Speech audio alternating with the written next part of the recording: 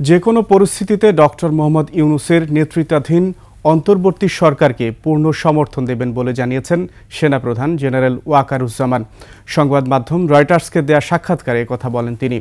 এ নিয়ে প্রকাশিত প্রতিবেদনে তিনি আরও বলেন, রাষ্ট্র পরিচালনা ও নির্বাচন ব্যবস্থায় যেসব গুরুত্বপূর্ণ সংস্কারের জন্য অন্তর্বর্তী সরকার কাজ করছে তাতে সহযোগিতা করবেন তিনি।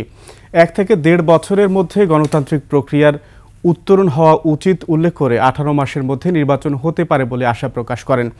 ইউনূস সরকারের সঙ্গে একসাথে কাজ করলে ব্যর্থ হওয়ার কোনো কারণ নেই বলেও মনে করেন সেনাপ্রধান। বলেন, তার নেতৃত্বাধীন বাংলাদেশ সেনাবাহিনী রাজনৈতিক হস্তক্ষেপ করবে না। সেনাবাহিনীর ভেতরে কেউ অপরাধ করলে তা খতিয়ে দেখা ও দোষীদের বিরুদ্ধে ব্যবস্থা নেওয়া হবে বলে জানান। এছাড়া দীর্ঘমেয়াদে সেনাবাহিনীকে রাজনৈতিক প্রতিষ্ঠান থেকে দূরে রাখার ইচ্ছার কথাও জানান সেনাপ্রধান।